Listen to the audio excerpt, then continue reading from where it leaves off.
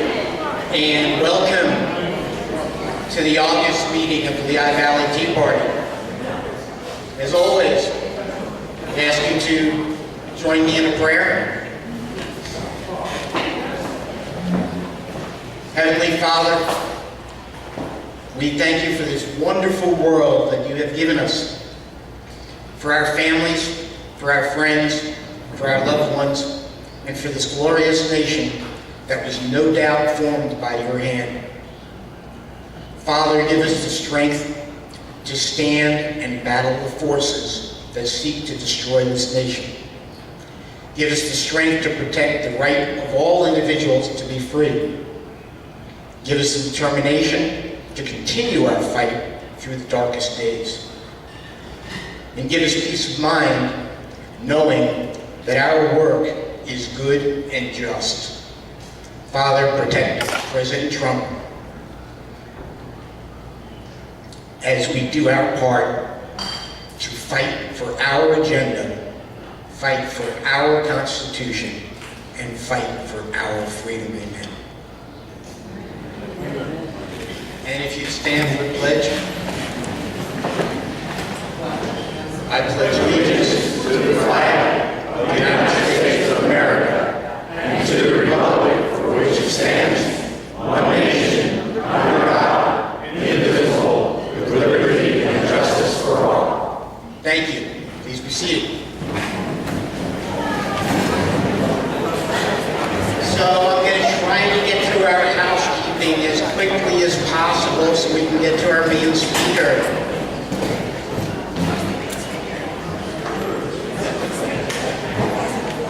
Cell phones, please silence them. Warning, I have forgotten to silence mine and it's on that table.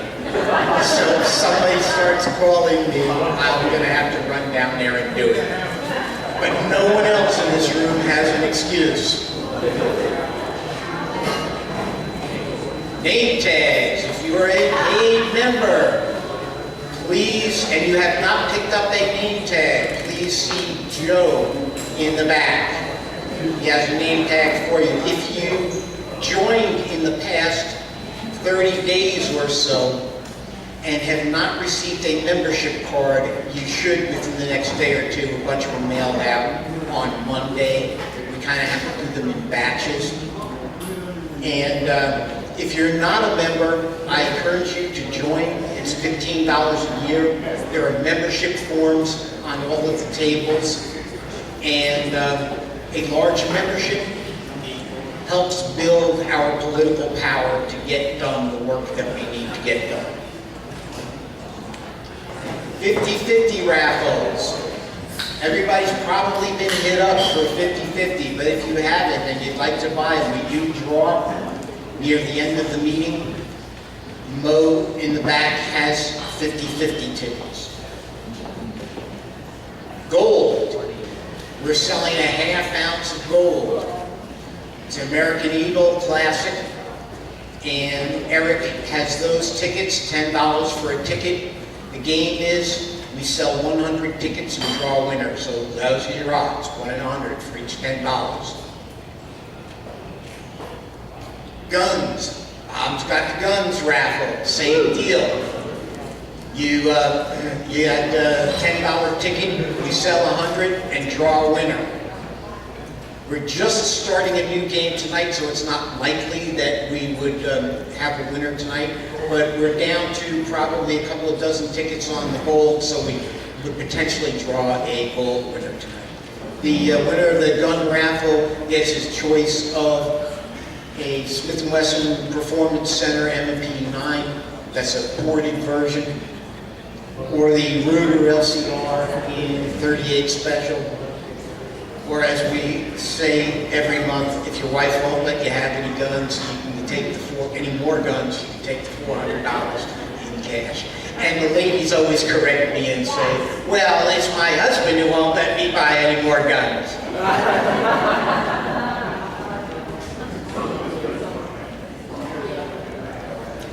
Pig roast. Brian, you want to say a word or two about pig roast? A word or two. Great food, great fun. August 19th, 4 o'clock.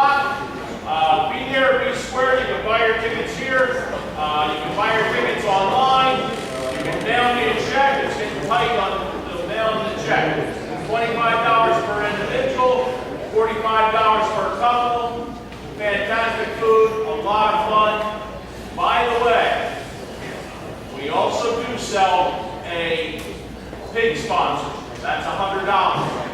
So if you want to help sponsor the pig, it's $100 that gets you one entry on. So. Thank you. It's a fun time. We're hanging out for a good part of the day. It's a good pig. Mike Chazuli, who's been a member for many, many years, is our pig master, and he does an awesome job of cooking a pig. If you're interested, please make sure you see Brian during the break. LVTP, the I-Valley Tea Party, chips. If there's stuff that you see here tonight you want to buy or contribute, but you're short on cash, please go see Brian, or seated next to him is Tom. See one of those two guys, because you can buy Tea Party chips in $10 increments. Use them to buy merchandise, raffles, put them in donation buckets, whatever you'd like to do with them. And just know that they are good for tonight only. So, we switch the serial numbers on them every month, because otherwise people would learn how to counterfeit them. Not this group. Support the agenda donations. If you're here last month, you know that as a group, we decided that we would embark on heading a new direction. And it's not that we're abandoning our core values, but what we are looking to do is to see the world through the prism of supporting the agenda that we voted for. And we asked if everyone wanted to do that, and pretty much every hand in the place went up. And then I explained, well, if we're going to do this, we need people, we need money. So if you're willing to contribute $100 over the next 6 months, please stand. And I got to tell you, I was very surprised. I should have had more faith in this group, but pretty much everyone in the place stood. So nearly everyone stood, and then I asked, if you can't afford the 100 but would contribute 50 over the next 6 months, please stand, and asked the 100s to remain standing, and that left pretty much everybody standing. No one seated. So if you committed to giving us some money, now we want your money. So the way it's going to work is, there are green buckets on the back table that are labeled support the agenda. You can put your money in those buckets at any time. During the meeting and the break, any money that's put in the donations buckets on the table will go to the general fund. However, money after the break will also go to support the agenda. So if you came with money or you didn't, you just want to contribute, you have 2 ways of doing it. Put your money in the table buckets after the break, or in the green buckets in the back. Everybody got that? Or if you're writing a check, did you want it written differently? No, the checks are still written out to the I-Valley Tea Party. We have a separate bookkeeping account for support the agenda, and know that money may very well go to supporting specific candidates. But for right now, it's intended to do things like advertising and signs and flags and that sort of thing.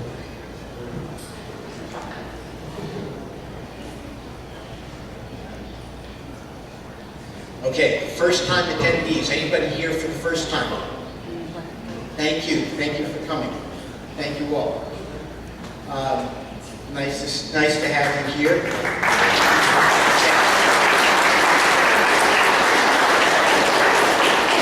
There are forms on the table that say, first time attendee. If you would not mind, please fill out the form and drop it on the technician table up front toward the end of the meeting. That helps us understand what brought you here, probably Jack. But we also draw one free membership from the forms that we collect each month. So you might get a phone call saying that you're now a member.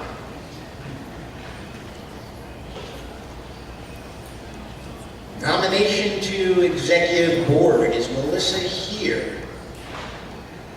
No. We're going to do it anyway. We have one open board seat.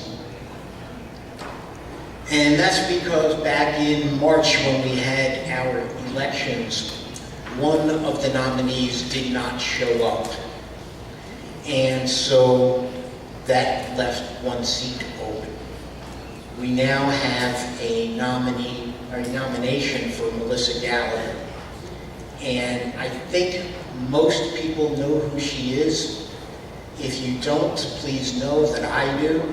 And both Melissa and her husband John are very good people. They've been working hard and helping us out.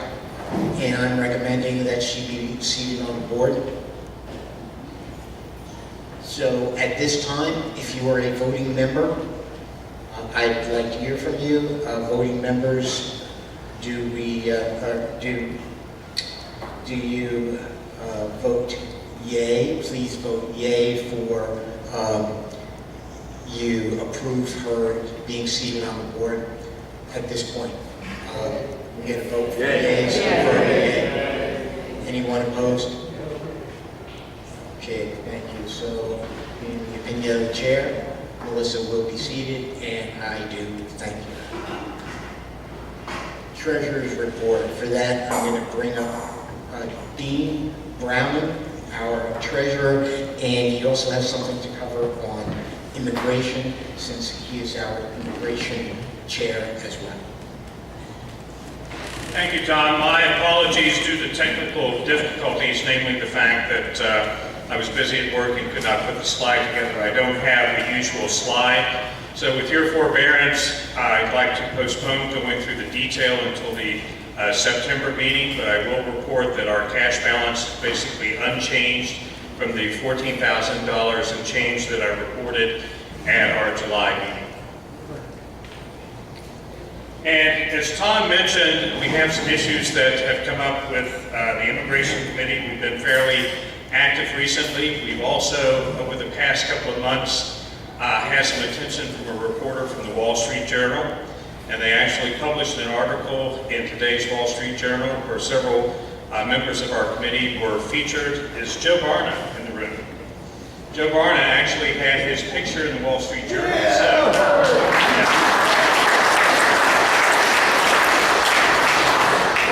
If you go to the Facebook page for Support the Agenda, you'll see the article posted there. It's a fairly good article. It goes through and basically proves the point that we've been saying all along, that the situation in Lehigh County, where Lehigh County approved a resolution saying that they would no longer honor detainer requests from ICE, that the primary reason behind that was the ACLU was looking for a test case to further their agenda to prevent ICE from deporting illegal aliens who have committed crimes. They use Lehigh County as a test case, and they've expanded that across the state of Pennsylvania. We've been working to try to overturn that. Since that has come about, in the end of June, Congress approved two pieces of legislation that we want to ask the Lehigh County Board of Commissioners and Northampton County Council to pass a resolution asking our senators to support those bills when they come to the Senate. And specifically, those bills are House Bill 3003, known as the No Sanctuary for Criminal Aliens, and House Bill 3004, known as Case Law. House Bill 3004 increases the penalties for illegal aliens who have been deported and then subsequently re-enter the United States and commit a crime. That's what happened with Kate Steinle. Her killer had been deported numerous times, re-entered the country, and finally murdered her in San Francisco. House Bill 3003, No Sanctuary for Criminal Aliens, has really three components. One, it requires that every year the Secretary of Homeland Security issues a report of those cities and counties that are in non-compliance with ICE. In other words, does not honor detainer requests. And those cities and counties then, since they are on the list, will no longer be eligible for federal funding. That's one component. The second component, and more important to the Lehigh County situation, it will hold local communities harmless if they comply with the detainer request and are subsequently sued, which is what happened in Lehigh County. It will hold them harmless. And it will also attach due process to the detainer requests. The third thing it will do, and this is important as well, is that it will allow victims to sue municipalities. Victims, for example, if there is a jurisdiction where ICE issues a detainer request and that jurisdiction refuses to honor it, and they release the criminal and he goes on to commit a crime, the victims of those crimes can sue the jurisdiction that did the releasing. So we'll bring it home to them. Again, our plan is, as a committee, to go before the Lehigh County Board of Commissioners at their next meeting, which will be next Wednesday, and ask them to pass a resolution asking Senators Toomey and Casey to support this bill. In the following week, we will go before the Northampton County Council and ask them to do the same thing.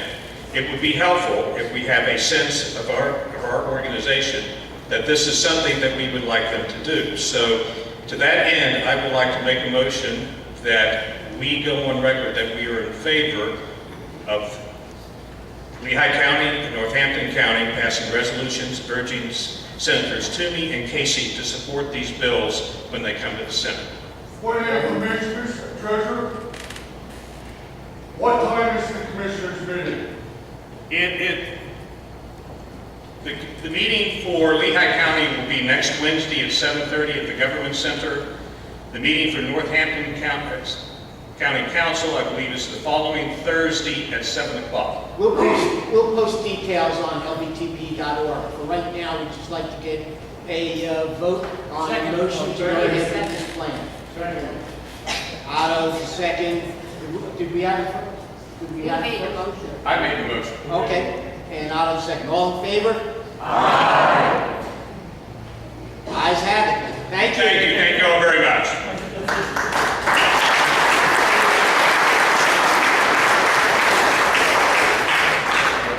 Val, you can introduce yourself. Good evening, everybody. Most of you know myself, Valerie Ferguson, and my husband, Blair Ferguson, at the end. We ship packages year-round to our military, free of charge. We average about 300 packages a year. We ship toiletries, snacks, magazines, letters of support, crossword puzzles, etc., etc. A lot of you donate to us. We're here almost every month. If we're not, somebody else will take any donations that you receive. But we're always looking for names as well of the military. The group right now that we have about 50 names. About 40 of them are coming home very soon, so we have to stop sending them packages. But we know there are others out there that we're not reaching. They do not have to be from the local area. They could be your neighbor's grandson who lives in Oregon. We just want them to know that America supports them, what they're doing. So please come talk to us. Take one of our cards, keep it, and in the future, when you hear of someone serving, send us an email. We need their full address, length of deployment. On that note, over there we have cards. You can take some home, write a little note. I know a lot of people say I don't want to do it, and some of you do it every month. So with that in mind, here is something that we received. You can take a look at it. It's a picture that a soldier sent us of all the letters that he received in his care package that he put in his bunk bed. You know, it's just really, really cool. And here's a letter that he attached with it. Greetings. My soldiers and myself have been put on your distribution list and have been successfully begun receiving packages from your institution. I didn't know it was an institution. We are a local unit stationed from Lebanon, Pennsylvania, and are currently deployed in 3 locations, 2 in Iraq and 1 in Kuwait. We'd like to know if there's anything that we could help you with. Okay, we greatly appreciate the effort put into the support of our soldiers, and we'd like to return a favor if we possibly can. We thank you very much. We love to receive your letters.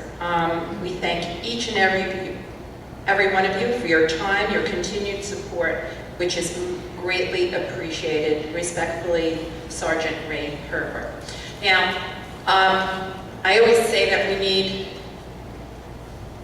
drink straws, and nobody ever knows what I need. These are drink straws. This is show and tell tonight. These are little drinks that we put in the water, so call them drink additives, I don't know. But I get them for $1 either in the dollar store or ShopRite. So if somebody wants to buy something like that, and the personal wipes, we always send them some. They use them for cleaning, they use them for themselves, whatever, etc. So the soft side ones. I thank all of you that contribute. God bless America. God bless our soldiers. God bless Trump.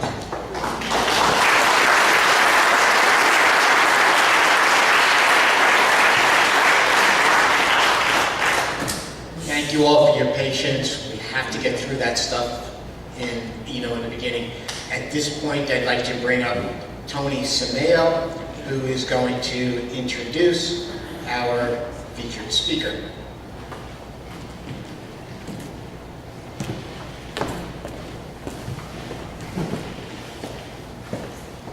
Thank you, Tom. Good evening, everybody. Good evening. More coffee in the back. You need that. My name is Tony Sameo, and I am a board member of the Lehigh Valley Tea Party. And just before the primary became full-fledged here in Pennsylvania, I was looking around social media, and this guy kept being introduced as a possible friend. And all these people that I knew were friends with him, and I'm like, who the hell is this guy? So I'm looking, and I look at his Twitter feed, and I see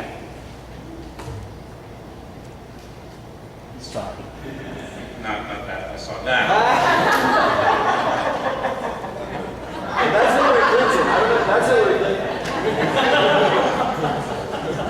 So behind the lovely Miss H was this guy, Jack Posobiec. I'm sure I butchered his last name, because everybody does. And that's actually outside of the opening of the National Museum of African American History and Culture in Washington, D.C.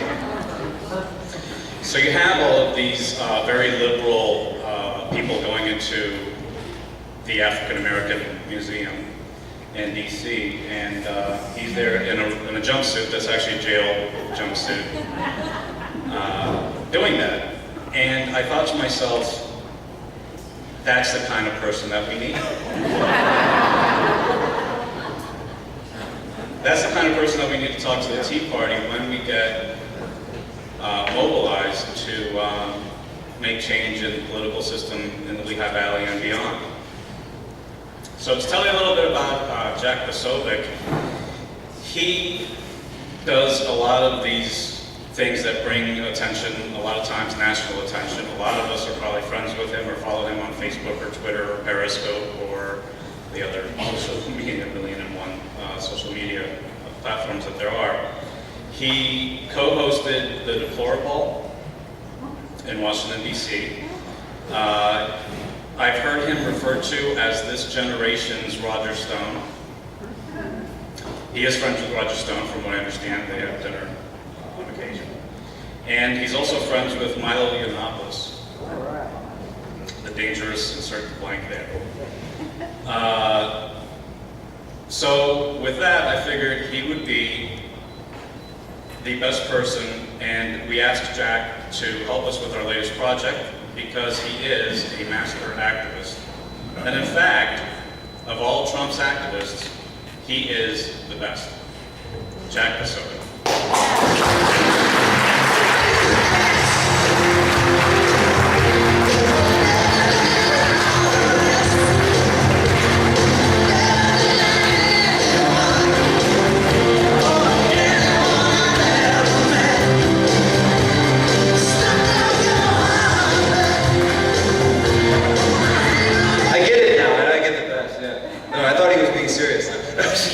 Thank you so much, Tony.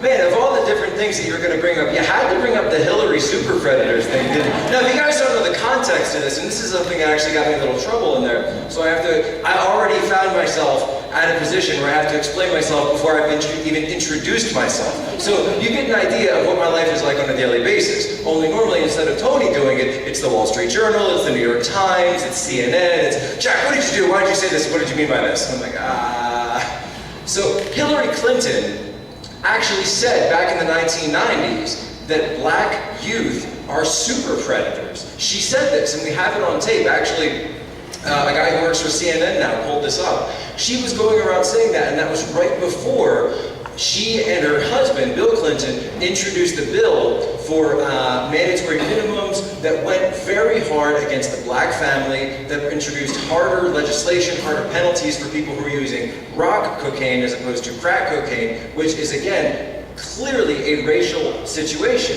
And so that is why I wanted to bring it up and highlight the fact that she had said something like that.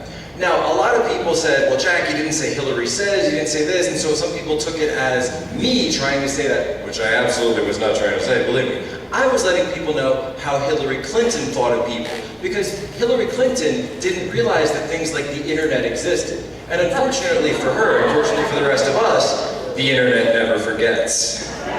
So, however, there was a police officer in Washington, D.C. who didn't quite like what I was doing. So I actually did get stopped and frisked for that one. But fortunately, hey, it's Washington, D.C. This is one instance where the left and their manipulation of the law is actually kind of comes in handy for us, because believe me, the left loves to protest in Washington, D.C. And so they have some of the most liberal laws in the face of the country for protesting down there. So he said, hey, don't you do anything dangerous? No, I'm not doing anything dangerous. So he said, fine, you're free to do that, but man, could you get a nicer looking mask? That's what the cop said to me. And so, my name is Jack Posobiec. It's great to be here tonight. Thank you so much for having me out. Now, if you noticed, when people were asking me, when people said, is this your first Lehigh Valley 912 Project, Tea Party Project event? Did I get the whole name right? Lehigh Valley Project 912 Tea Party Group, Inc. I think I got all of them. This is not my first one. I actually came to my first one of these events all the way back in 2010. When it wasn't even here. I was at the ballroom. Was that like, it was at the gym. The Shrimp Center. Yeah, I remember that. I remember being there, and I was working on some campaign or another back then, helping some candidate who didn't win. But we were pushing the same message that we are today, and that's what hasn't changed. And believe me, at this point, from all the way from 2010 until now, I've been all around the country. I've been helping out all sorts of different candidates, but it's always been that same kind of populist, America first, power of the people kind of message, bringing people up against the forces of this establishment, this nebulous two-party duopoly, which seems to have taken control of not only the Republican Party, but the Democrat Party. There are good friends in Washington. We send them down there to do good work on our behalf, and then, I don't know, something happens in their heads, and they suddenly think that they don't have to listen to the people back home anymore. Well, I thought that there was a problem with that. And so that's why I started to support candidates that maybe were a little bit more outside of that system. Maybe we're a little bit more outside of that establishment. And that's why I love so much about the Tea Party. And that is originally what attracted me to President Trump, at the time, candidate Trump. So, and I can prove that I've been here coming to these since 2010 because, believe it or not, I still get the robocalls once a month. What is it? Welcome to the Lehigh Valley 912. Thank you for that. Is he here? Is he here? Where is he? I want your signature when we're done this. I want that. Aren't those great? The fact that we're still getting those, and I keep thinking, like, man, did he put something in the water up there in Lehigh County? What are they doing these things still for? I thought everybody else stopped. And then that's what was so amazing. So when I was talking to Tony, and I was talking to Joe and everyone about coming out tonight, and it was so amazing to realize that not only is this group still together, but you guys are even bigger than you have been in the past. You're still going, you're still working, you're still at it after all of these years. And so please, if I can ask you, could you please give a round of applause for yourselves for sticking through for all this time?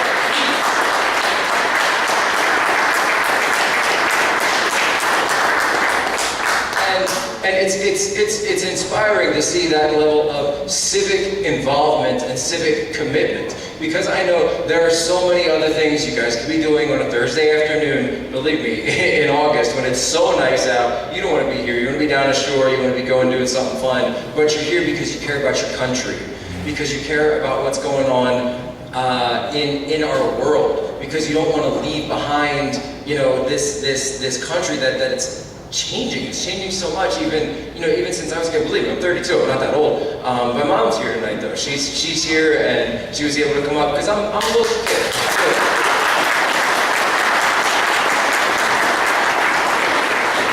So here with my mom, also my fiance Tanya Tay is here. Say hi. Now, Tanya, believe it or not, she's from. Can I go through the whole thing? I'm doing it.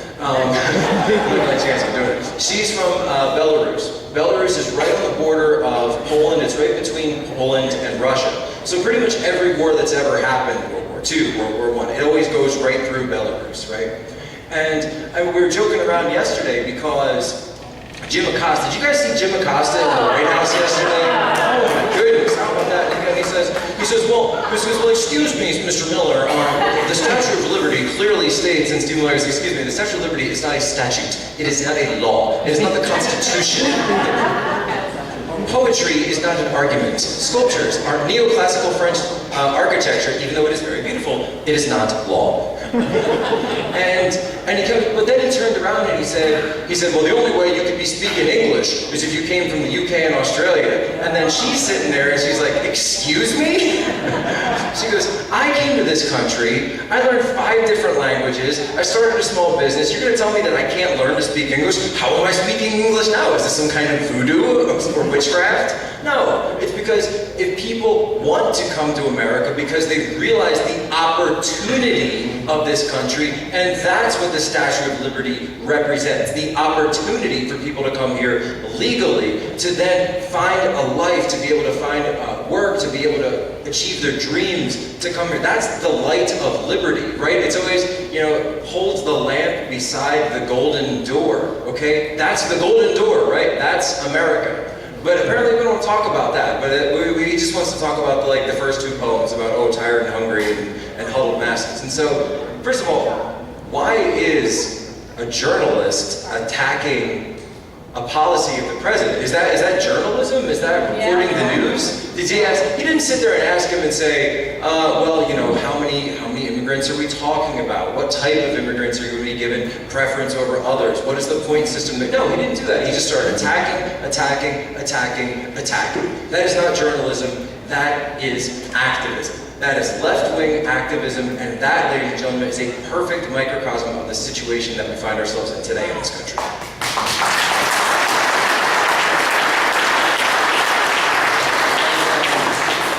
I grew up in Norristown, Pennsylvania. Joe Gale is back here today. I've known Joe for almost 10 years. We went to Temple University together. I was the Temple University chairman, then became the statewide executive director for all the college Republicans in Pennsylvania. I started working in politics, working on different campaigns, and I guess my story kind of goes like, I was working on all these different campaigns, and we kept winning, right? We would put candidates into office, and the Republican candidate would win, and nothing really seemed to change, did it? It never changed, it never went anywhere. Things always just kind of kept going to the left, and going to the left, and going to the left, bless you. And I just didn't get it. I didn't get what was going on with that. And so I said, you know what? To heck with politics, I'm gonna go join the Navy. So I went and joined the Navy, and I went and served in multiple deployments overseas. Started out as an enlisted guy, made my way into the officer ranks, became an intelligence officer with the U.S. Navy, deployed multiple times overseas, including a 1-year deployment, you could say, in the interrogation cell at Guantanamo Bay. So believe me when I tell you, I know what we're up against. And believe me when I tell you that when some reporter from CNN or the New York Times is coming after me, I'm sorry, I'm not very intimidated by you, Jim Acosta. Because I've sat across the room from people who want to kill us, from people who actually want to destroy our way of life, who physically, even though we're not in the battlefield, you can see it in their eyes. You can absolutely see it. But you can see it in their eyes that they want to get rid of us. They absolutely want to get rid of us. So we were just in, so then I joined the Navy and I was doing that for a while. Sorry, stick to the bio, stick to the bio. So I totally scatterbrained. They told me I had like 40 minutes. I was like, can I talk for 40 minutes? I'm like, yeah, you're going to yank me off at 50. It's good, actually, this is a clip here from when I was, so sometimes Alex Jones makes the mistake of letting me co-host on InfoWars. And usually people complain when Alex Jones has them on as a guest because they say, well, Alex talks so much that he never lets anybody get a word in edgewise. When I'm on, it's the other way around. I'm like, well, Alex, you gotta worry about this, you gotta worry about this, you gotta go, Jack, just calm down a little bit, Jack. When Alex Jones is telling you to calm down, and then you know there's something. But, so I joined the military and I said, I'm not gonna get involved in politics again. And I was done with it. I was really done with it. I was saying I'm gonna stick in the military, and I was doing well, I had a great career. And then the 2016 election got started. And early on, I saw what was gonna happen. Think back, because it's so hard to look. It wasn't even that long ago, but think back. You realize how much things have changed in the past just 2 years, right? Early in 2015, everybody knew, right? It was supposed to be Hillary Clinton versus Jeb Bush, right? And do you guys remember that? It was Jeb's coronation. And all through 2014, the RNC went around to the different states and they changed the laws of those states. They changed the primaries in a way that would benefit Jeb. Now, they knew that Jeb had some issues, right? Because Jeb had a last name that was not exactly popular. It's a word we use in politics. Not exactly very popular with the American electorate. It is what it is, right? The Bush family was not very popular going into this election. So what did they do? Instead of trying to build up Jeb, they said, no, here's what we're going to do. They came up with this plan.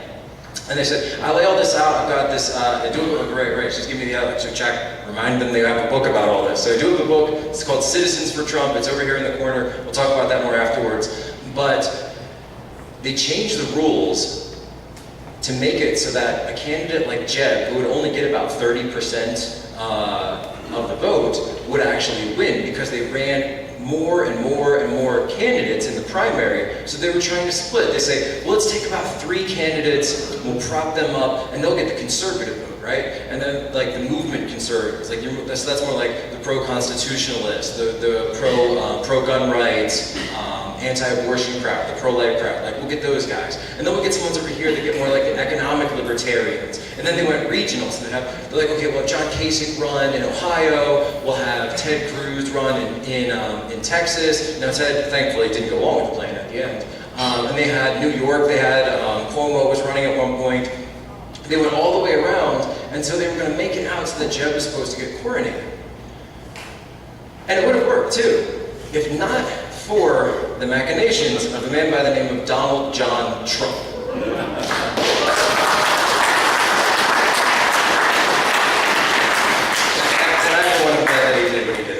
So Donald Trump at that point, he was working with Roger Stone. If you guys know what Roger Stone was, he was Trump's original campaign manager. He also co-hosts on InfoWars quite a bit these days. He worked on Reagan's campaign. He worked on Nixon's campaign. He's been around forever in politics. If you haven't read his book yet, The Making of the President 2016, absolutely recommend it, because it is a blow by blow of the campaign. So, turning around on it, Roger worked for Trump, and I was working for Roger, basically. So we created this organization called Citizens for Trump, because we didn't know what the heck else to call it. And we said, well, are you a party? No. Are you a PAC? No. What are you? We're just a group of citizens that support Trump. We like him. We want him to win. And at that point, Trump was going to the RNC. He was going to people like Priebus. Back then, John Boehner. Remember John Boehner when he was speaker? He was going around, and he was acting like, oh yeah, no, I'm interested in making some donations to the candidates in 2016. So how are things shaping up? How's everything going? They laid out the entire plan to Trump and to Stone, and we just sat there taking notes. And so so many people go back and look at this, and they say, how did Trump get Jeb Bush, the Bush family, right? The dynasty of the Bush family. How did this guy Trump, who took up politics like as a hobby, Take out the Bush dynasty, who's been going to this for their entire lives, because he had the intel, because we put the plan in place and went after it from the start. Once they took Bush out, I was like, do you guys really think that Bush is going to be easier to get out than Hillary? Come on, please. Jeb Bush was way harder to get rid of in the campaign than Hillary Clinton ever was. It's just a fact. So then what Roger Stone and myself, they had us doing was, Trump had this idea. He said, here's what I want you to do. He said, I want you guys to go listen to talk radio. And I said, great, I love talk radio. I'll listen to it all day. He goes, what I want you to do is this. Go listen all around the country and go find for me the top issues. I'm like, okay, that shouldn't be hard. He's like, no. You understand? I don't want to hear what the top issue of the day is. I don't want to hear what the top issue of right now is. I want you to listen to the local radio stations all around the country, with an emphasis on swing states like Pennsylvania, for example. And I want you to tell me, what issue do you hear that may not be the #1 issue there, but you hear the same issue talked about all over the country? Immigration. And it was immigration. It was that one underlying issue. It was never the top issue of the day, but you heard it in New Hampshire, you heard it in Pennsylvania, you heard it in Florida, you heard it in Texas, you heard it in California, you heard it in Arizona. You heard it all over the place, that people were realizing that something was going on in our country. And it was bigger than just immigration, but they could realize that the country was changing. And they realized that it was changing culturally, it was changing demographically, it was changing politically, and that there were a lot of people who were saying, like, wait a minute, nobody asked me if I wanted the country to change, I liked it the way it was. And that's where the campaign slogan came from, Make America Great Again. And just turn it back and say, that's what we want. We want America to be great again. And it wasn't, and the beauty of it was, it's not political. It's not really a Republican kind of thing, a Republican versus Democrat thing. Believe me, you never saw Trump up there with like a big elephant, on the stage, because it was about Trump, and he made it about America. See, Hillary Clinton, when she ran, she said, I'm with her. Trump turned around and said, I'm with you. You, the American people. She wrapped herself in identity politics and this idea that what you are is more important than who you are, and he wrapped himself up in the American flag and said, I'm a patriot and I'm an American, and I think there's more people that are sick and tired of politicians like you and are more interested in getting back to America the way things used to be. And that's where the Trump movement started. However, as you guys can imagine, there were a lot of people, vested interests, that were completely against this from the very start. Vested interest in the Republican Party and the Democrat Party, vested interest in Wall Street, in Brussels, the European Union, you name it, right? You name it. That were so against us. And so that's why when people come to me today and they say, well, Jack, Trump got elected and he's having so much trouble getting everything done. I said, yeah, do you remember the campaign? We had to fight every single step of the way. Every single day there was something else, and we still won, and we still did it.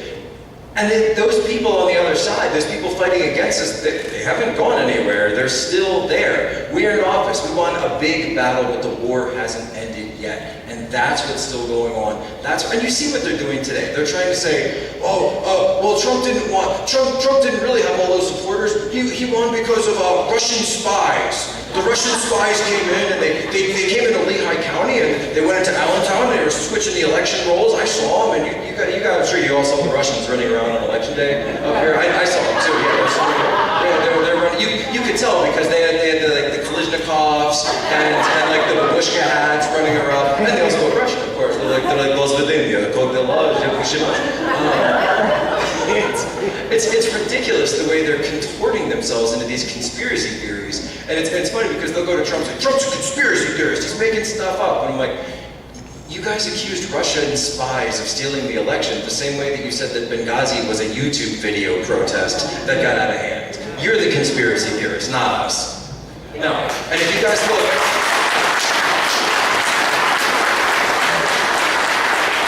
and so one thing I always point to, they say, how did Trump really win the election? Like, I wrote a book about it. It's called Citizens for Trump.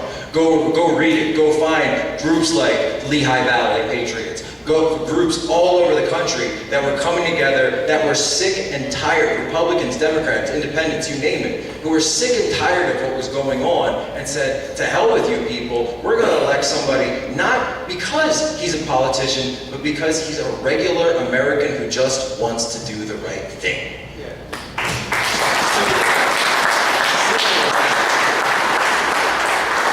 And that's why back all those years back in 2011, Trump was even talking about running, and he did bring up the birth certificate. He was asking questions. He was saying, you know what, and it wasn't about racism. It was about questioning the power. It was about asking questions that everybody was, for some reason, afraid to ask.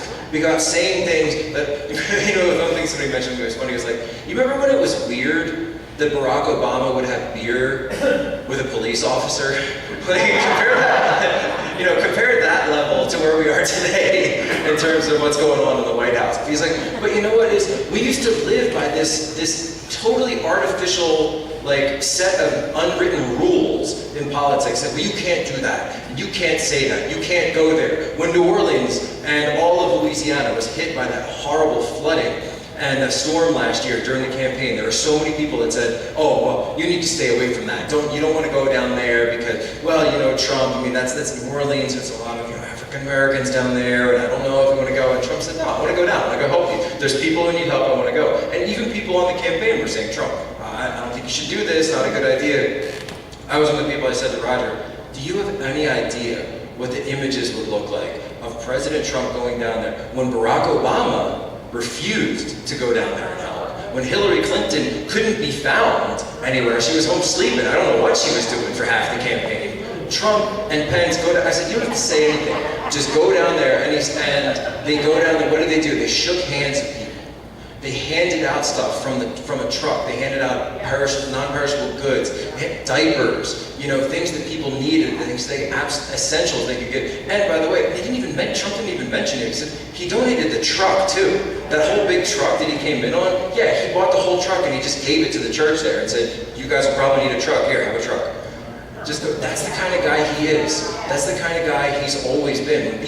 When kids had needed surgeries in the past, when there was a Marine who needed help, he gave the Marine money. He said, you need to use my plane. Here, I got a plane I'm not using, take it. Go fly the kid to get surgery. Little Charlie Gard that just happened in the UK when he needed help. Trump said, I will, can we fly doctors? Can we fly him over? What can we do? And the UK government wouldn't allow the baby to come to America to get help. And unfortunately, last week he did just pass away.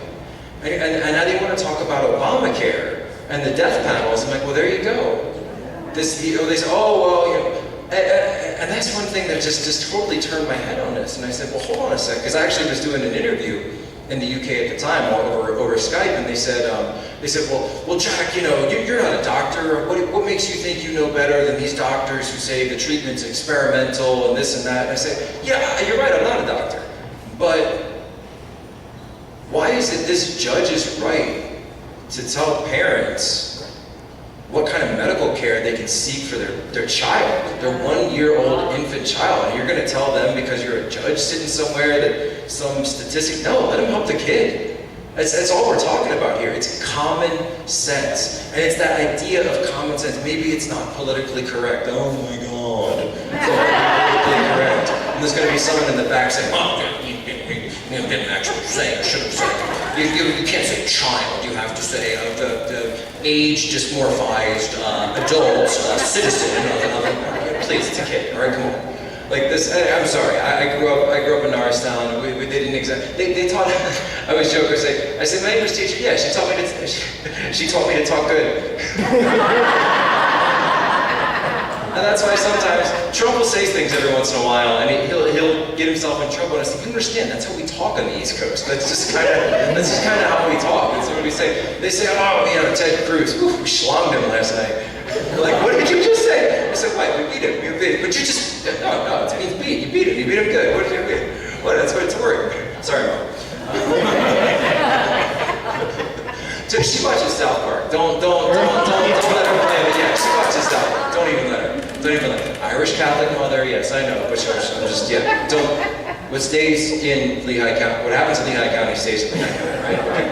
We're all that. Earmuffs, we're in the tree of trust here. We're in the tree of trust. So, what's my point right now? Did I have like a thing? What is the book about? Oh, a book, yeah. So, it's so cool that Michelle Christian is here. Do you guys know who Michelle Christian is? Yes. Michelle Christian was one of the earliest Trump supporters. The Christian family literally was the Trump campaign, like day one in Pennsylvania, her and Ted. And looking back at that primary, man, I remember everybody telling me to pound sand when I said Trump's going to win. They're like, well, Jack, why are you supporting Trump? And I said, because he's going to win. I said, it's not anything that I have. I'm not even going to talk about any one specific issue. I'm telling you, he's going to win because people are sick and fed up with the two sides here. People are sick and fed up with what's going on. He's going to win, period. Michael Moore even came out and gave a speech where he basically said the same thing. He said, you don't understand. Trump's election is going to be the biggest middle finger that America has ever given to the establishment. And then he says,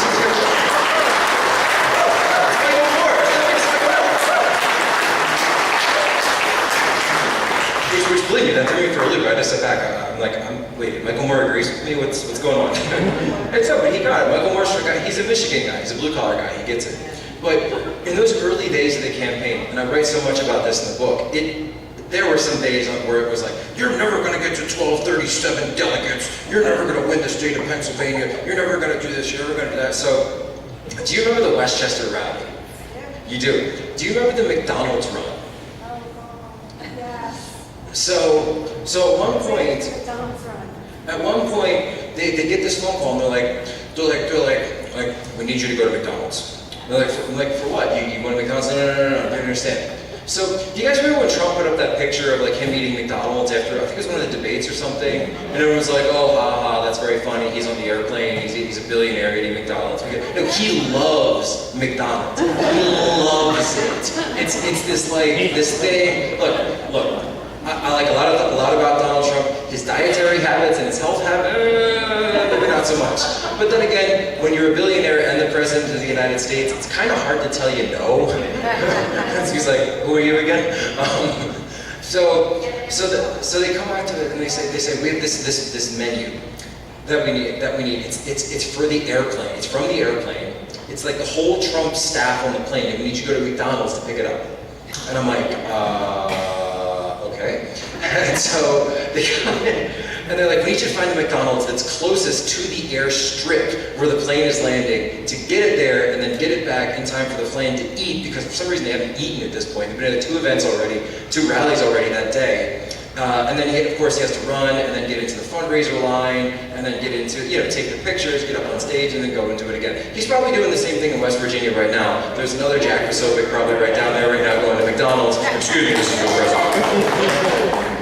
So I go up there and I'm like, fine, let's do it. So at this point, I don't think he had Secret Service protection. So we had like a state trooper or something who was helping us out. And I was like, well, how am I going to get there fast enough? He's like, Jack, I'll ride with your shotgun. Just go, man, just go. I was like, are you sure about this, right?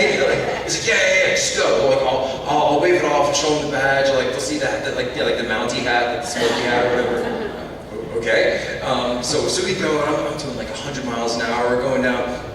I get to McDonald's, I'm like, man, I was like, are we going above this movie? He's like, I think you just broke every driving law in the state of Pennsylvania. Okay. So we get to the McDonald's, and then I realized something. So I usually wear the jacket like this, right? And I was like, of course, with Trump, I'm wearing my jacket, but for some reason, I had taken the jacket off, and then I hopped in the car, and I just went for it, right? I left my wallet in the jacket back at the event. So we're sitting there, and I turn to the trooper, and I've got this menu comes to like $100. I believe there's $100 at McDonald's. This is like, so much. That's a lot. Like, respect the dollar menu. Right? I respect the dollar menu. And so we get there, and I'm like, do you have any money? He's like, no, I'm a state trooper. I don't have to carry money. Like, what do you do? So I sit there, and I'm like, oh gosh. So I go to the girl, and I say, I have a big order, and I can't exactly pay for it right now, but I assure you that the person who it's for is good for it.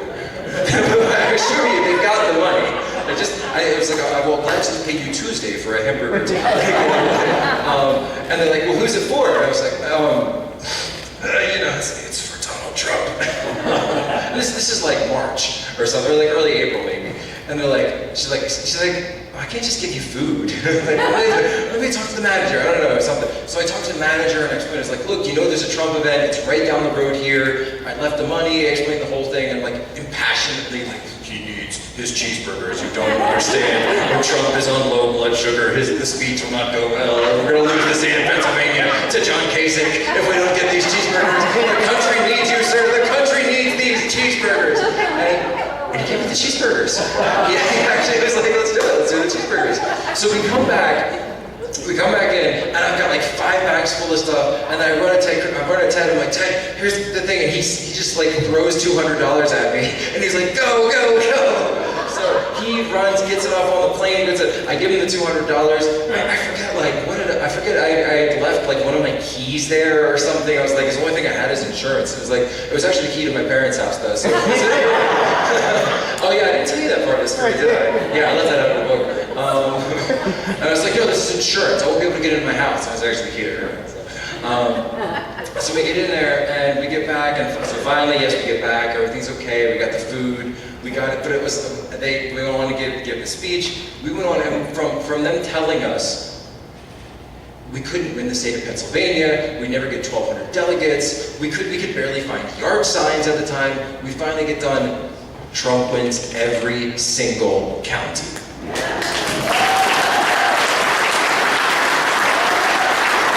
not just every single county in Pennsylvania, every single county of every single state that voted that day. Every single one. And so that's when I turned around to the GOP and I said, I have never seen you people so upset at winning before. We are going to win, whether you like it or if I have to drag you kicking and screaming across the finish line, we are going to win this and we are going to be in the Oval Office. So we're in the Oval Office now, but unfortunately the kicking and screaming hasn't stopped. It will subside, but it's like one of those things. They say the beatings will, in the military they used to say the beatings will subside when morale improves. So we find ourselves in this strange situation. There's so many stories though in the book about this, about times where it's sort of this narrative that weaves through the entire book, and it's really just the story of the election. A little bit from my perspective, a little bit from the perspective of others that I worked with, like Roger Stone on the campaign. Milo Yiannopoulos is a good friend who's doing a lot, and you know, just turning around, like we held this huge event out in Ohio. We held the only pro-Trump event out in Ohio. But we had Diamond and Silk, we had Alex Jones, we had Roger Stone, Joe Biggs, Milo Yiannopoulos, the Bikers for Trump, and Chris Cox came out. And it was amazing. People were telling us, oh, there's gonna be violence, there's gonna be this, there's gonna be that. Let me tell you something. We had people. We had police officers from all over the country helping us out. And every single one of them, I'm telling you, they came up to us and they said, hey, Trump's our guy. Trump's absolutely our guy. Because what they had was, so for the city of Cleveland, when they had the RNC, which was, believe it or not, just over a year ago, it's a year and 2 weeks ago today, July 18th last year. So the whole thing's in the book. And all these officers, we had undercover guys from the California Highway Patrol who came in. We had the actual city of Cleveland. We had actual Texas Rangers, like on the horses with 10-gallon hats from these punk kids from Antifa were across the street, you know, this is what democracy looks like. And they see the horses and they're like, oh, we're just gonna go over here now. They're like, you got a problem with it? We're gonna have do we have a problem here? And what they don't actually know is, just in case there have been a situation, and I've got dignitary security that we hired, former SEAL Team 6 guys, former CAG, Delta Force. If you guys, any Army guys, you know what CAG is. Helping out. They were actually there to protect and defend against any of our speakers if anything happened to them. We had them stationed all the way throughout the crowd. I was strapped and packing throughout the entire event because, thank God, Ohio actually has sanity in their laws, and John Kasich didn't stick his weird little fingers into any. Have you seen the way that guy eats, by the way? I mean, yeah, it's nice. He's like giving a press conference, and he's like, well, I'm going to be a great president.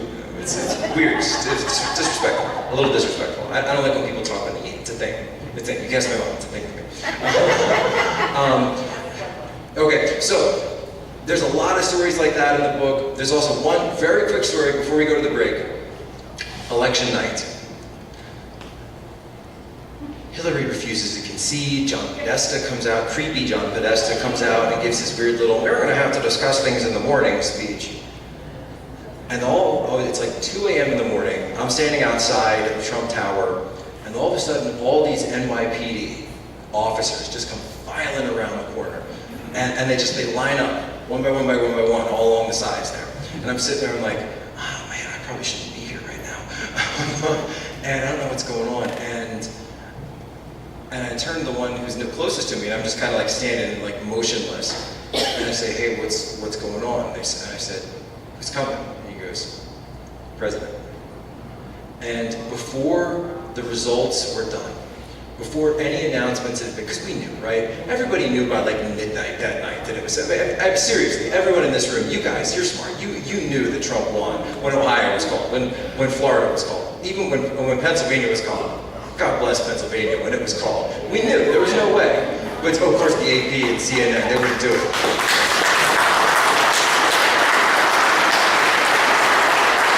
And even before the official announcement was given, every single one of these boys in blue, men and women, as Trump goes and walks down between them, they each stood, and as he came by, they just stood by to the president. Because they knew, even if it hadn't been announced, he was their president. And I always remember that moment.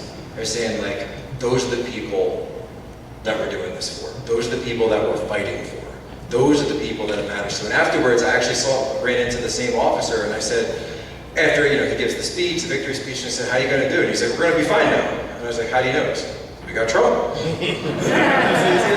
So I think we're going to take a quick break, right? About 10, 15 minutes? Before we do, Okay. know that Jack is going to come back. Later, we were supposed to have Joe Gale speak, but Joe is on a very tight schedule, so we're going to bring him up now. Tom's just going to introduce him real quick, and then we will take our break, if that's okay with you. Awesome. So you guys all know me. I'm Tom Carroll. I'm the vice chair of the Lehigh Valley Tea Party.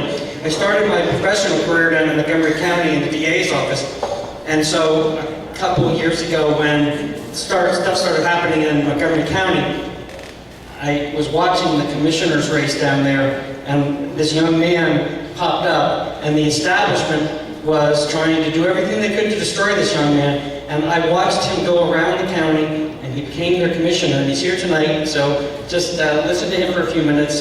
Joe. Thank you.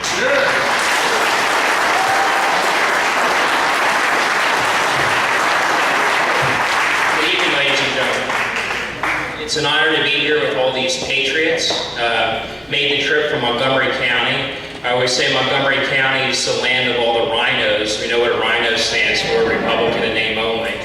And 2 years ago, I challenged the establishment.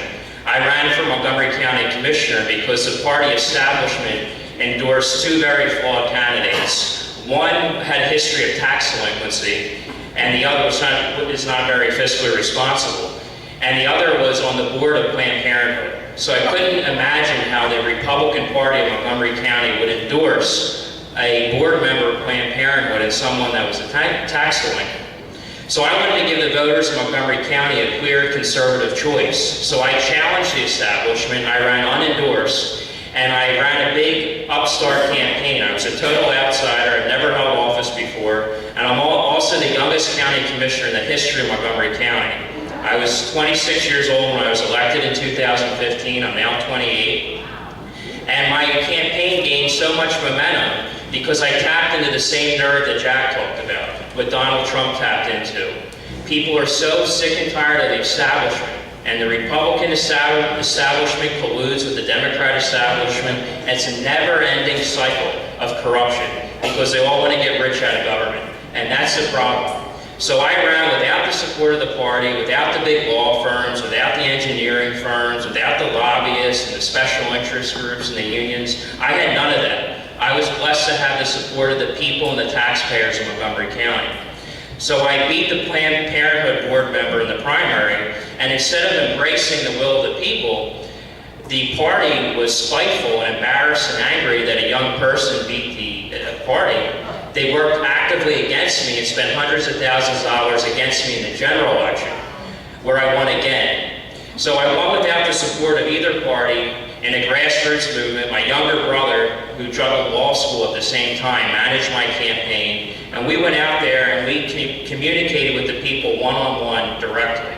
Same like Trump had a big rally with thousands of people, I had small meet and greets in living rooms of homes all across the county that we called a Cup of Joe. And I interacted with the people directly. So now I have the opportunity to serve as county commissioner. Also, it's very unique. I have support from all the surrounding counties. That's how I was able to pull off this victory. I have supporters in Chester County, Bucks County, Delaware County, Berks County, Philadelphia County. They all gravitated towards my campaign because we brought excitement and we were able to pull off a unique victory. And as county commissioner, I'm a conservative voice for all those surrounding counties because unfortunately, they're represented by people like Congressman Meehan and Fitzpatrick and Costello and Dent that do not share the conservative values and principles that once identified the Republican Party. And when I'm asked about you're a Republican, I said, Republican's the name of the party. My values and principles are conservative, and that's what we should govern with. So you'll notice in the back, there's the Lehigh Valley Commentator. There's a stack of them on the back table. I was in the most recent edition because I partnered with the Berks County Republican Women's Organization on transgender bathrooms in the Boyertown School District. Berks County approached me because they couldn't find an elected official, they couldn't find a state rep, a state senator, a congressman to back them on their opposition against transgender bathrooms, something as common sense, traditional value as bathrooms. So I partnered with them. Luckily, we were in the newspaper, and several newspapers in Montgomery County. But when it's issues like that, when it's property tax increases, when it's a vehicle registration fee, are all you aware the $5 increase on the vehicle registration fee, which is part of the Corbett gas tax, the Act 89 transportation bill? I oppose that aggressively. Unfortunately, I was outvoted 2-1 because I'm the sole conservative on the board. But all these surrounding counties, the rhinos, the Republicans in name only that vote with the Democrats, supported Act 89, the transportation bill that gave Pennsylvania the highest gas tax in the whole entire nation.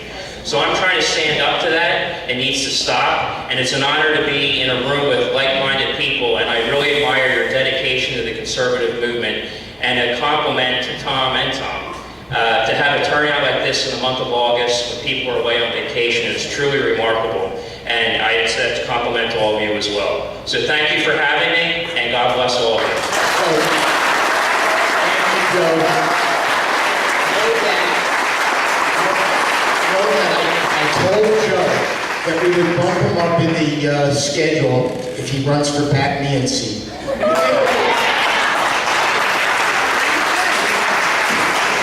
What he just told you about his campaign is important to understand that Montgomery County is the third largest county in the state in population, one of the wealthiest counties in the entire country, and an establishment that was just absolutely rich, wealthy beyond belief, and they dumped so much money, and he prevailed against all of that. And watch for him, and watch him on Facebook, because we need people like him, because we are in this effort to support the agenda, building coalitions of people and leaders throughout southeast Pennsylvania and the Lehigh Valley. So he's one of these people that we have to follow and like, and thanks for coming tonight. Thank you. All right, a quick break, everybody. We're going to take 10. The agenda says 15, but we're going to try and do it in 10. Thank you.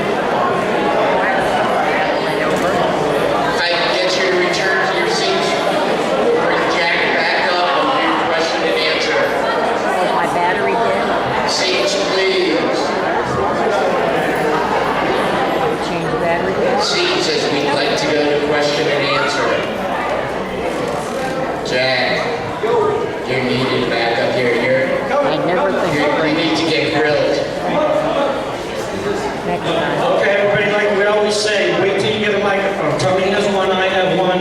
Raise your hand, we'll give you a microphone, and Jack will do his best to answer your question. And one thing before we do this real quick, I didn't even mention, so that Citizens for Trump organization that I ran with Dr. Roger Stone, I was the special projects director. We ended up becoming the largest grassroots Trump organization in the country because we worked with pre-existing Tea Party groups, with community groups, with committees that were supporting Trump. We went all around the country focusing on swing states and working with the Trump supporters, the people who were already there, because as we know, the party wasn't always quite there for us when it was needed, and so we had to go and do it on ourselves. So when it came to the flash mobs, to using social media, we did so much, even to the point where we were doing exit polls on election day. The Democrats were so mad at us at these exit polls that they actually sued me and Roger Stone for these things. And believe it or not, they sued us. They said we were intimidating voters by doing an exit poll. And I said, well, hold on, an exit poll is when you exit, so how does that intimidate voters? And then I realized they were suing us under the KKK Act of 1874, believe it or not. And I said, that's preposterous, as both Roger and I are not registered Democrats. All right, who's got a question? We got a mic. All right. Okay, we're right here. Oh, I don't know.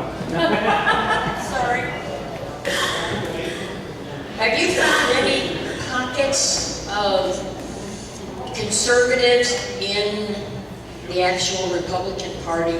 Any who are willing to come out as conservatives? I've been So asked. do you mean like at the elected level in DC? Or? Everywhere.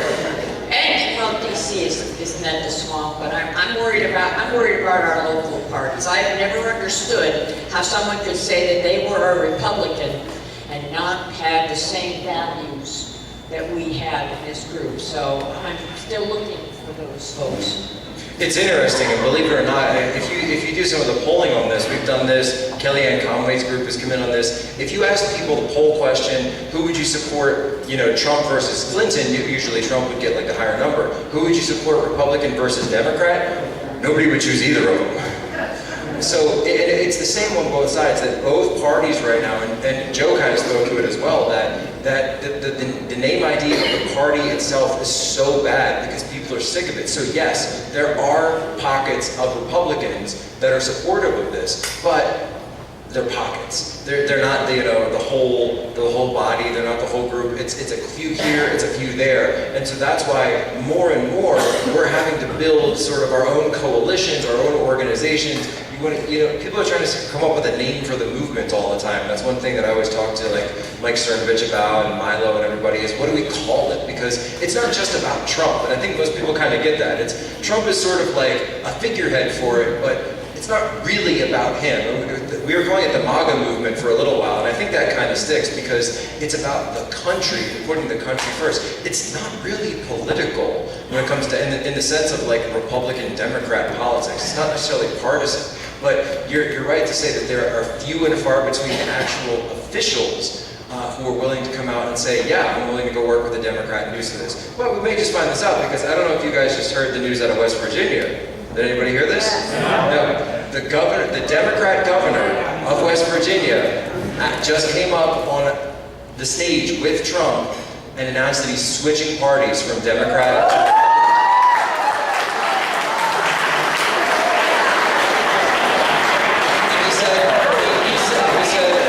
similar statement that a lot of people have said. He said, I didn't leave the Democrat Party.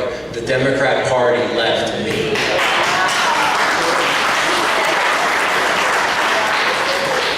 Jack, my question for you is that you heard us talk about the coalition that we're creating and the Support the Agenda movement, and we have said all along, although we are absolutely supporting Trump, that it's not about Trump, it's about the agenda, the securing the border, fixing the tax problem, fixing the regulations, and all those things.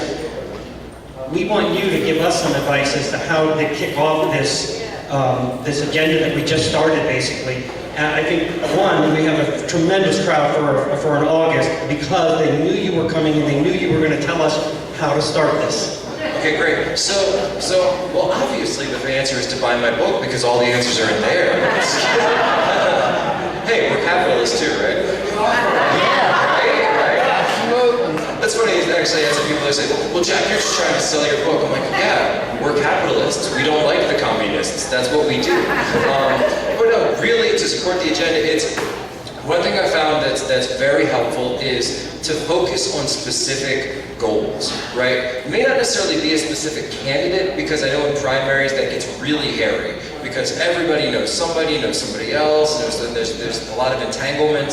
So don't necessarily think of it in terms of personage, but think of it in terms of who's the candidate that has the best chance of winning, but that also supports the same goals of the group.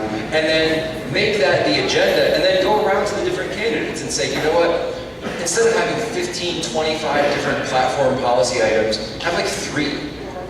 And then go to each of the candidates and say, do you make this pledge? And don't make it an oath, because an oath becomes something that's a little bit tough for candidates to get in and out of. But that's what we're actually doing on the national level with Citizens for Trump. They're going around to different congressional candidates, we're going to gubernatorial candidates, and we've got a pledge. And we're saying, will you support this? And when it's in a national one, we're saying basically, we haven't got the final wording of it, but do you support building the wall?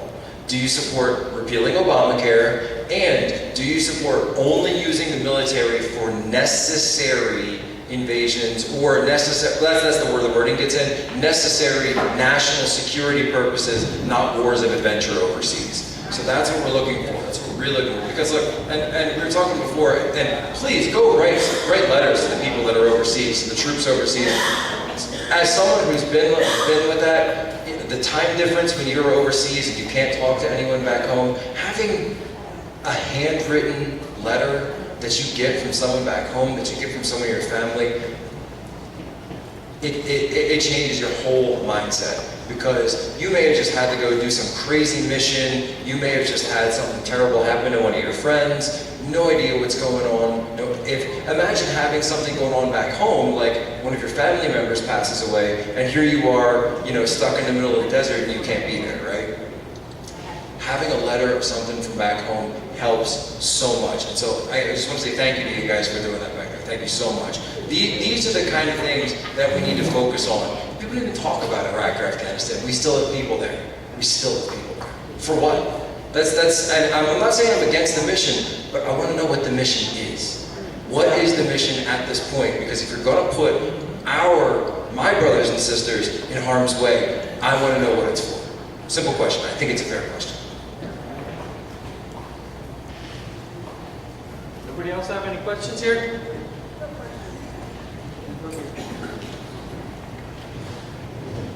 Great speaker. Thank you. You're doing a wonderful job. Where? I would like to know about your experience in New York City with the seizure in the park. So I went to see a play in the city, and I didn't mention one of my exploits. So I'll start it like this. Andrew Breitbart, who's someone I actually got to work with back in 2012. I actually got to work with him a little bit. I was working with David Horowitz on a couple of projects. Andrew Breitbart came in, amazing guy. If you guys haven't read his book, Righteous Indignation, it's fantastic. He had this quote. He said, "Politics is downstream of culture." And what did he mean by that? He said it wasn't about just getting candidates elected, because you get candidates elected, they're going to lose if you don't already have that. There's a bigger picture. The bigger picture is what's going on in our culture, what's going on in our country, what's going on in our society, in our civilization, right? And he said, Jack, we got to change the culture first, then the politics will follow, because these politicians, they're always going to follow where the people are. They're opportunists. So the left understands that. So the left uses culture against us. The left uses culture against us in their fight for politics. What do I mean by this? Look at Jim Acosta yesterday with the Statue of Liberty. The Statue of Liberty isn't something political, right? But here he is using the Statue of Liberty to evoke immigration policy and to win an argument in immigration policy, because he knows the power of that imagery. He knows the power of that culture. Case in point here, William Shakespeare. These liberals were giving a depiction of Julius Caesar up in New York City, where they had President Trump essentially being Julius Caesar. And what they were doing was, if you guys have seen the play or don't know the play, spoiler alert, he gets assassinated. He gets stabbed by Brutus, the other senators, they betray him, right? And the left was trying to say, oh, it's just art, it's just art. Well, excuse me, no. This is you having our president on stage, and not only just our president, but someone who's a grandfather, someone who's a father, someone who's a Christian, a businessman, an American citizen, being brutally assassinated. Could you imagine if this had been done, God forbid, in 1964, right after what had just happened at JFK, right? It would be completely unsightly, completely insanely, but because it's Donald Trump, for some reason the left is completely okay with it and says, oh, everyone should be clapping along. So I decided to go and spoil their plans a little bit with a friend of mine. So I don't know if you guys heard about this, but we went up and we decided to storm the stage and yell at them, screaming, "You are all." What did I say? Oh, I said Joseph Goebbels and the Nazis would be proud at this level of propaganda, and that you are normalizing violence against politicians. And keep in mind, given the context, this was the same week that Steve Scalise had just been shot by this radical Looney Tunes left-winger, this guy who had sold his business and then like moved into a van by like this baseball club waiting for Steve Scalise to come down there. And he had a list of all these Republicans who were Trump supporters, and he was trying to kill all of them. And in the wake of this, the same week, as Steve Scalise, thank God he's okay, right? He's sitting there. Oh, yeah. And then the week before that was Kathy Griffin. Thank you, Tanya. Yeah, Kathy Griffin with her ISIS-like depiction of President Trump being decapitated. And now they're doing this on stage where he's being... And guys, let me tell you something right now. Have you seen the movie of Julius Caesar where it's like Brutus kind of like stabs in the back and it's at Tu Brute and it's done as a tragedy, right? The play is a tragedy for people who actually know William Shakespeare. He is stabbed, it's a tragedy, and then Rome falls into the empire, and then Rome eventually falls apart, right? This was done as a comedy. They're laughing at him. They're cheering this, and it was brutal. I mean, absolutely brutal. Seeing the actor playing Trump, and he's like running around on stage, and he's not being just stabbed by Brutus, it's every single actor on stage is stabbing him. All the senators, the blood that's coming out, it's like something out of like a Quentin Tarantino film. The amount of blood all over, they actually have to clean the stage off in between scenes because there's so much blood in the scene. And the crowd is cheering it. They're sitting there and just clapping and laughing, and Trump got what's good for him, and I'm sorry, but this isn't politics. This is actually un-American. To say that, look, you can disagree with Trump, that's fine. I don't disagree, or I don't agree with Trump on every single one of the issues. Right? You shouldn't agree with one person on every single one thing. But don't talk about killing them. Don't show someone being killed like that. Imagine what Barron Trump, like 10 years old, that's his dad, having to see stuff like that every day. Imagine growing up like that. That is what the left has become. That is how feral, how deranged people are becoming. And the fact that they don't get called out for it is, I'm sorry, I think it's atrocious. So I went up there and I had something to say about it.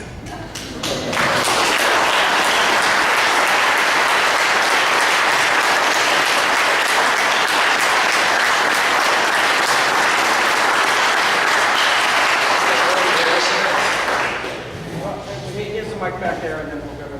Oh, I'm sorry, we have one set up and then we'll, okay. Yeah. I really enjoy your YouTube video reports. They're very wonderfully executed. Thank you. I also enjoy Milo, Cernovich, Crowder. Anyone in that type of vein that's very, very good in education. The crowd that they tend to bring in are millennial or maybe younger than that. What would you suggest as a local Tea Party for us to do to aim to educate 30-something people, not just keep reinventing the wheel and not doing peppy names? You've got to go to social media. Somebody my age they're just not going to come out to an event like this for the most part. I am very much the outlier, Tanya and myself, because we go to things like this. I'm sorry, honey. It's almost, sometimes it feels like every night of the week. But, except for Fridays, because Friday is date night. But you've got to go online. You've got to find these people with, you're right, not just peppy memes, but things that are attractive to them, things that are, that may be local. But it's so hard because even the idea of local is falling apart today. Everything is national, right? Everybody can tell you who the president's advisors are, who's the president's, this special counsel, this advisor, that advisor, but they can't even tell you who their own mayor is. They can't even tell you who their local committee man is. They can't even tell you who the person is that decides how much their local taxes are. And that's how backwards and twisted the media has gotten. And so that's why, for us, I try to use that as a bulwark to say, you know what? Okay, we're going to start nationally, but I've got to work with people in the area talking about those national issues. And so you kind of work it into a sense where you're taking those national. We did something called flash mobs during the election, and we called it MAGA 3X. We had this organization idea. I don't know what it really was, but the idea was make America great again ×3, right? So the idea was you had one person, and you bring out 3 of your friends to come and vote at the polls. You would register them, you'd bring them out. My mom did it, she got all 3. Michelle got a little bit more than 3, but it's not a competition. But I got more than everyone. And one thing that I found was really great was they loved these ideas of flash mobs. So getting them to do something locally that then they would then turn into, because let's face it, millennials, they live online, right? It's not about what's happening, it's about, can I take a selfie? It's about, can I put a hashtag behind this? What am I doing? How can I make it look cool to all of my friends, right? Because everybody wants to look cool to their friends, and that's how millennials think. That's just how millennials think. So I'd say a way for they can tie that in, you call it, just use a different title for it a lot of the time. Because sometimes we'll sit there and say, well, Jack, what's the difference between a rally and a flash mob? And I say, I don't know, sometimes there's a microphone, sometimes there isn't, right? But when you use some of the language, when you tie it to social media, when you bring in memes, you bring in the idea of a shared experience, or you could say something like, hey, this is something that's going over across the entire country. There was a march against Sharia law that was done, started out in New York City, it went all the way across the country. But a lot of people were tweeting to that hashtag, and they said, hey, get out, 10 people, 15 people in your area, and do a flash mob and say, I'm against Sharia law. And people actually did it all the way across the country. We did that during the election with Trump, to just, hey, get 10 or 15 of your friends, come out and wave Trump signs on the side of the road, but then take pictures of it, and we could show people that it's going on in Pennsylvania, it's going on in Florida, it's going on in California, everywhere, the Trump sign in Hollywood. So finding those little things, or if there's a cultural event going on, I have a lot of ideas about this. If there's a cultural event going on like that Shakespeare in the Park, find it and to turn it into a way where you can get that social media hit out of it. And then, believe me, that's really what the millennials go for. Jack? Yes? Have you found yourself making any headways into the college campuses? Because, I look at you as one of the youthful leaders going forward, that my generation is pretty much on the way out. And if we don't replace these young people, the thoughts in their heads, if we don't get to them, they'll just end up like being the bureaucrats that are stuck that came out of the 60s that still believe the crap that they got then. So I'd like to hear what you have to say. Yeah, there was a piece that was done by Breitbart not so long ago that was called "The Kids Are All Right," and it was this idea that one interesting thing that we're seeing on campuses, and look, to your point, yes, we are the minority on campus by far, but one interesting thing that we're starting to see, and that a lot of people aren't talking about, is that because the left wing has become the establishment, has become the status quo, the powers that be now, it's rebellious to be against that. It's rebellious to be against this social justice, kind of mentality that's crammed down our throats every day. And because the youth are generally sort of, they just are going to be rebellious. That's how kids are. That's how I was. I kind of still am. I still am a lot. And we found a lot of good company from there, and believe it or not, when I'm down in DC, when I'm going back and forth from the White House, I've been to the White House quite a bit, Tanya's been in the White House a couple of times. Every single day in the summer, we see kids, high school groups, out front of the White House with MAGA hats on. Every single day. And I don't mean just like one kid, I mean like the whole group. They're coming into DC and they're wearing these MAGA hats. The media won't show this. The media will never tell you that they exist. But I'm telling you, there is a strand of people, of the youth, who think it's cool to support Trump because they think all these other people hate him. They love it because they love just tweaking it to the establishment. And so I say run with it, baby. One quick question. Thank you. No more questions, sorry. I'll stick around, I'll stick around. Jack, thank you very much.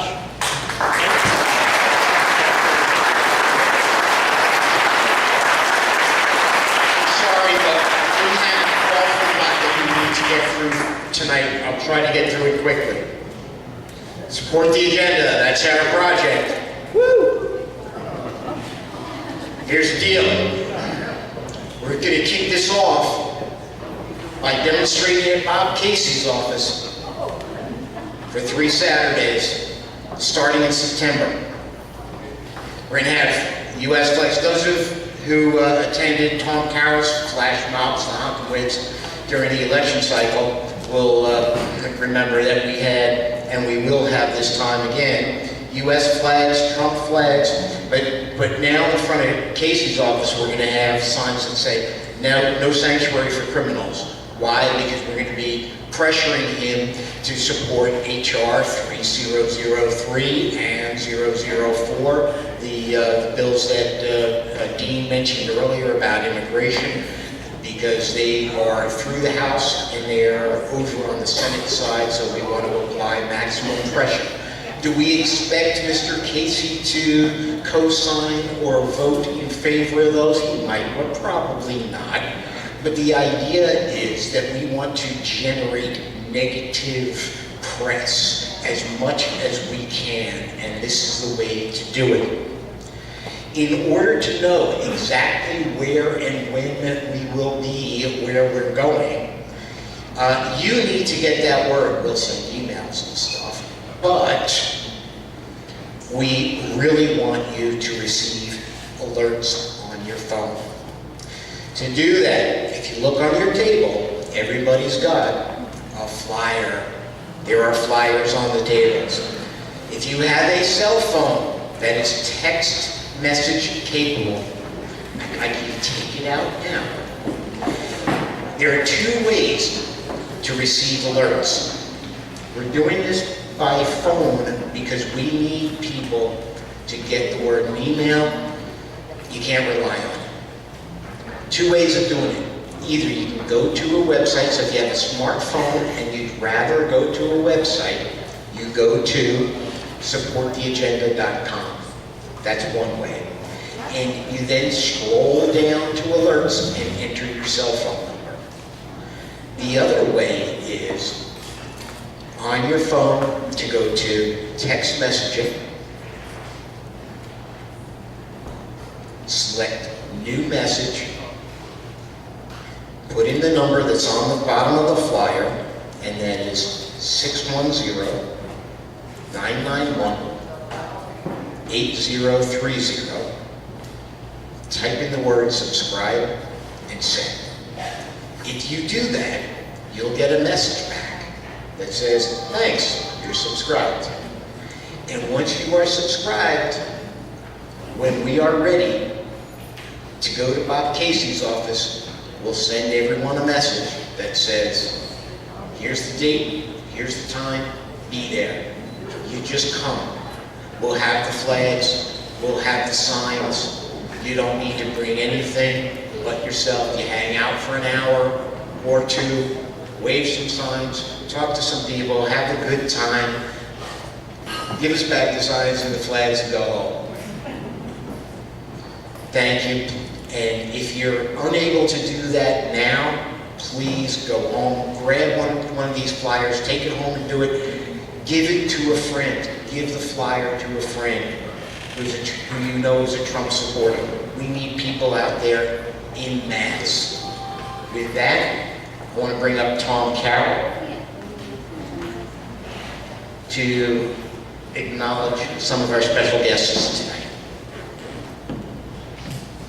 Thank you. You know, when Jack was speaking, he talked about the plan to divide and bring in different candidates and stuff. And before I do this, and I'm going to do this in 1 second, it's happening here, it's happening now, it's happening in the 15th Congressional District. You may already be hearing about certain candidates or potential candidates.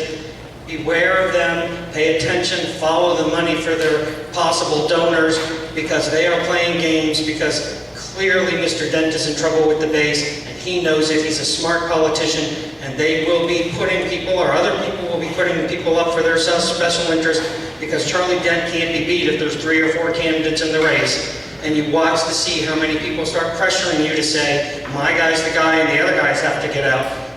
I can't give you any information right now as to who they are, but I'm just saying we're going to keep you informed, we're going to make you aware, but just be careful, don't buy into the crap that's going to be fed to you about certain possible candidates for the 15th Congressional District. Tonight we are very much privileged to have so many good people here, from people who have gotten elected to school boards like Carol Allen, and we have the chairman of the Northampton County Republican Committee here.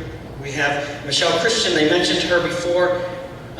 That Westchester rally, I was privileged enough, and so was Tony, to get into that rally, and we were VIPs because of the work we had done prior to the primary to get the delegates elected in 5 congressional districts. Tony was responsible for that. And that in my house is a Trump rally sign that is framed, that Trump signed on that rally. And it was Michelle's husband who got me into that rally. I called him up and I said, can you get me into that rally? And he said, yes. And he stood there and waited at security and let us in so that we got right in the front row in the middle. So Michelle, thank your husband for me on that one. She was part of that effort. And thank you, Michelle, for coming tonight. And her big issue is the Second Amendment and reciprocity. She has a problem in the 8th Congressional District like we have in the 15th Congressional District. We have these anti-Trump congressmen who aren't supporting the agenda that they promised us, reciprocity, that you've heard us talk about. We have the petition on reciprocity.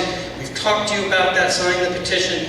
Talk to Michelle after the meeting about that. She needs your help to get that congressman to get on board with reciprocity. So Michelle, thank you for being here tonight. Obviously, Jack's mom and his girlfriend, obviously, they are such compelling forces in his life. Thank you for being here tonight. And I think Burke's Patriots. Burke's Patriots. The Burke's Patriots, where are you? Sam and Linda. Again, the Burke's Patriots, that's a group that has done phenomenal work, and we're going to be working with them as we move forward with this agenda, to support the agenda. So thank you for all coming out tonight with regard to that. Have a good evening, and I guess Tom has a couple more things to go through.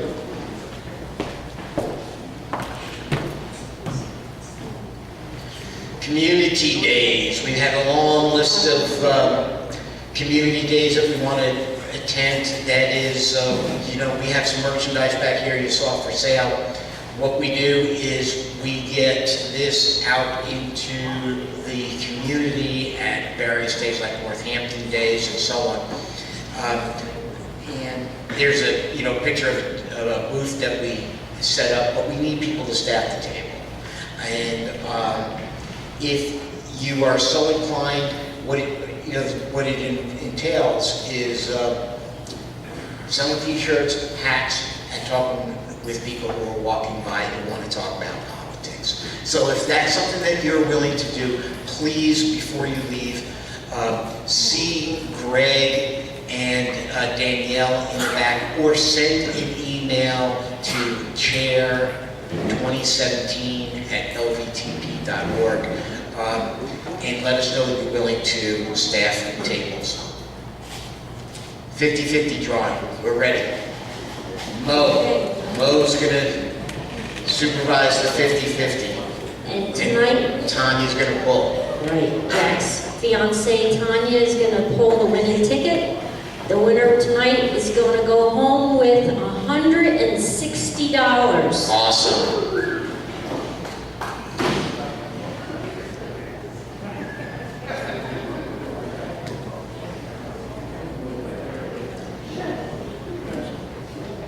And the winning number is 062-1311. 0621311. Somebody's got to have it. All I'll right, repeat get it. out your glasses. Somebody's got to have that number. If not, we'll pull another. I'm going to read it one more time. 062-1311.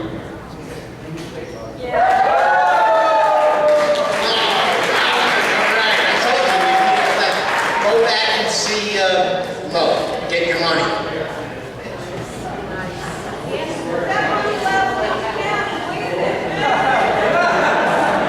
And yeah, double check his number, will you? Okay, next month. Many of you remember Jeremy Baker. He used to work for Americans for Prosperity. He's now working for Commonwealth Foundation. Jeremy's going to be here next month talking about the state budget. Not sure if everybody knows this, but our General Assembly has a $32 billion budget that increases spending by $500 million. This is a Republican-controlled House and Senate. The worst part is they have no plan for paying for the additional $500 million that they wrote into the budget to spend. Jeremy will be here next month to give us more details on it. And I'm sending a letter to all the Valley lawmakers, that's 11 House reps and 4 senators, inviting them to come here and defend their position if they would like. I doubt that any will show, but we're going to name next month who voted and who voted against this increase. Who voted for it, who voted against it. I'll give you a hint, only a couple of guys in the House voted against it. And not a single senator from the Valley voted against it. That's September. October is Scott Wagner. He's running for governor, good man. And we expect a full house, so come early.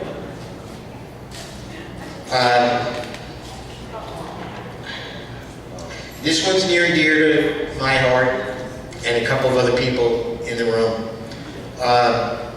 Michael Strange. Petty Officer Strange is the son of Charles and Mary Strange. They're out of Philadelphia. It's SEAL Team 6, who was killed in action in Afghanistan on August 6th, 2011. That's Sunday. I asked that, and Charles is a good friend of this Tea Party, and I know he's very close to Berks Patriots as well. And good man. We ask that you set a moment aside on Sunday to pray for Charlie. Nothing worse than losing a child. Charlie and Mary spend their time these days raising money for grief counseling for Gold Star families. They've dedicated their lives. Why? Because the VA is, they just fall short of the mark when it comes to providing grief services for the families of those who have been killed in action. What I'd like you to know is that on September 10th, that's next month, the day before the anniversary of September 11th, we're doing a rally in Philly. And we're working with Charlie and Mary and some national people. And what we hope to do is run a bus or two out of Lehigh Valley down to Philly. We'll do march down Market Street, and then go to a bar where we can drink and eat and so on, and then jump on the bus and come back up. So you'll get more information on that. We ask that if there's any way that you can set that day aside, that's September 11th, please join us. The purpose of the march is to convince Congress to open new investigations into this particular incident. That's extortion 17, where he was killed. That was the single greatest loss of Special Forces life in our history.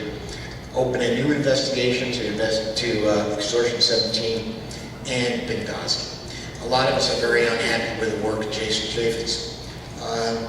He ran a couple of investigations, but we've never really seen much come out of them. We want new investigations, we want answers. We think the parents of the SEALs who were killed on that day deserve answers. We think the parents of the folks who died in Benghazi that day deserve answers. Final thoughts and comments before we close. Number one from me, please stop and buy Jack's book. Anyone else have something pressing that they need to get out there, or they're just not going to sleep tonight? Yes, sir, if you could make it quick. Yes, sir, I can. My name is Matthew Schroeder. I am the chairman of Carbon County Libertarian Party. As of Friday, I tried to get our candidates on the ballot, and the Carbon County chairman of the commissioners, Wayne Notestein, did everything in his power. Lisa Dart, the election instructor, did everything in her power to keep us off the ballot. I did a citizen's arrest on Title 18 U.S.C. 241, which is conspiracy to violate rights. And to let you all know, the Libertarian Party is on the ballot up in Carbon County because of the citizen's arrest. Thank you. Thank you. We're very happy to say that within this Lehigh Valley Tea Party, we do have a very strong contingency of libertarians and actually conservative Democrats as well. With that, I'll say thank you, good night, safe travels home.